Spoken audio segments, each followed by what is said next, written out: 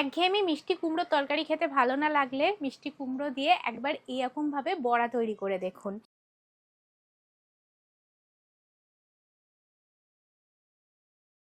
মিষ্টি কুমড়োর বড়া তৈরি করার জন্য আমি এখানে 500 গ্রাম মিষ্টি কুমড়োকে সেদ্ধ করে নিয়েছি।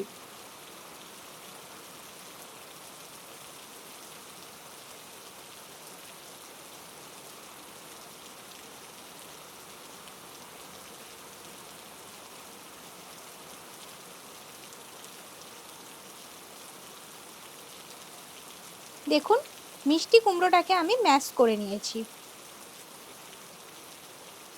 এখন আমি সামান্য একটুখানি আদাকে একটা গ্রেটারের দ্বারা গ্রেট করে নেব। আপনারা এটা আদাটাকে বেটেও নিতে পারেন।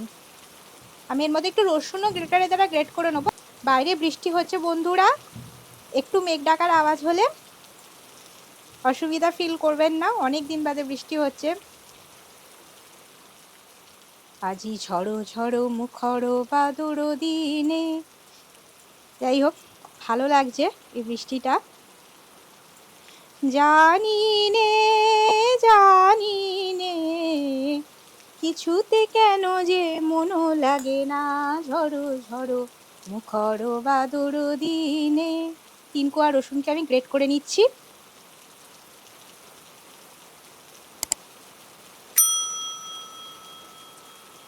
আজি ঝড়ো ঝড়ো মুখর বাদুর দিনে, এই চঞ্চল সজল পবন বেগে, অতি ভ্রান্ত মেঘে মন চাই মন চাই। আদা রসুন গ্রেট করা হয়ে গেছে। এখন আমি একখানা বড় সাইজের পেঁয়াজকে কুচিয়ে রেখেছিলাম, এই কোচানো পেঁয়াজটা দিয়ে দিচ্ছি। এই চঞ্চল সজল পবন বেগে, উতে ভ্রান্ত মেঘে মন চাই, হৃদয় জড়াতে কারো চিরঋণে, আজি ঝড়ো ঝড়ো মুখর বাদুর দিনে, আজি ঝড়ো ঝড়ো মুখর বাদুর দিনে।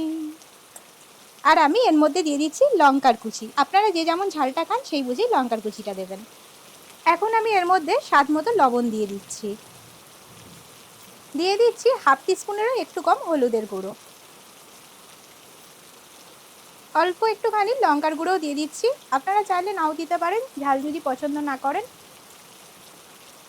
হাফ টিস্পুন দিচ্ছি চিনি। এখন আমি এর মধ্যে 1/3 কাপ বেসন দিয়ে দেবো। আগে 1/3 কাপটা দিয়ে দেখি, যদি এরপর বেসন আরও লাগে আরও বেসন দেবো।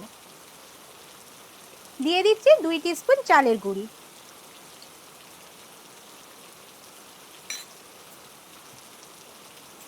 ব্যাস, সমস্ত কিছু এখন মাখছি, হাত দিয়ে মাখছি। যদি বেসন লাগে তাহলে বেসন দেব।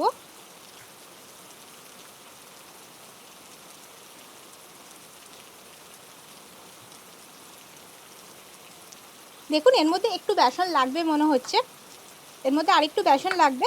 আমি আরেকটু বেসন দেব।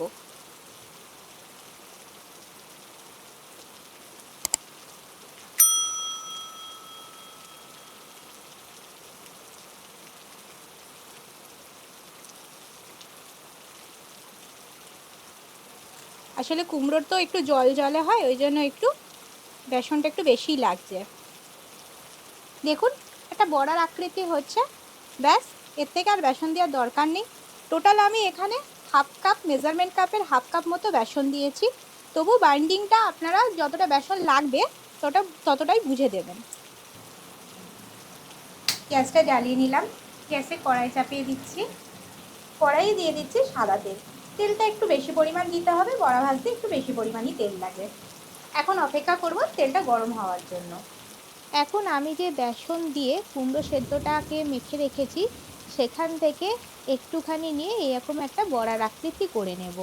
দিয়ে আস্তে আস্তে করে আমি তেলের মধ্যে ছেড়ে দেব। আর এই সময় গ্যাসের আঁচটা কিন্তু মিডিয়াম করে দিতে হবে। আমি গ্যাসের আঁচটাকে মিডিয়াম করে দিলাম। বন্ধুরা, আপনি যদি আমার চ্যানেলটাকে যদি এখনও পর্যন্ত সাবস্ক্রাইব না করে থাকেন, এখন নতুন নতুন রেসিপি পাওয়ার জন্য আমার চ্যানেলটাকে বন্ধু আপনি সাবস্ক্রাইব করে নেবেন। আর রান্নাটা এই কুমড়োর বড়া ভাজা যদি আপনাদের ভালো লেগে থাকে তাহলে অবশ্যই লাইক করবেন আর প্রচুর প্রচুর বন্ধু বান্ধবের সাথে শেয়ার করবেন। প্রথম ব্যাচে আমি এই কটা বড়াই ভেজে নেব, আর গ্যাসের আঁচটা আমি কমিয়ে দিলাম।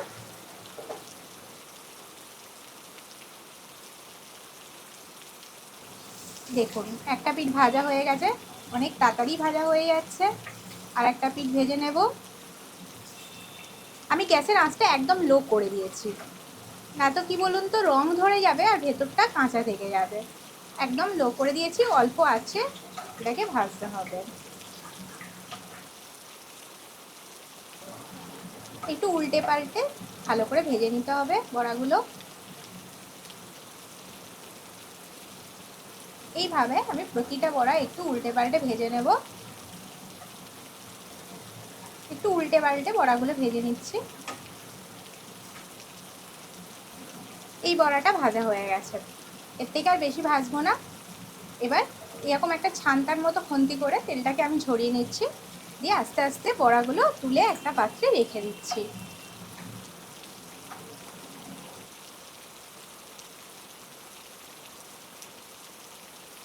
একটু তেলটাকে ছেঁকে ছেঁকে তুলে নিতে হবে।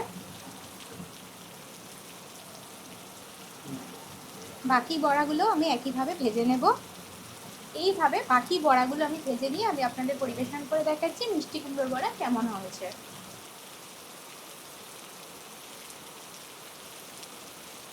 গরম গরম ভাতের সাথে এই কুমড়োর বড়া ভাজা খেতে খুব ভালো লাগে। আর দেখা হচ্ছে নতুন একটা রেসিপির ভিডিও নিয়ে। নমস্কার।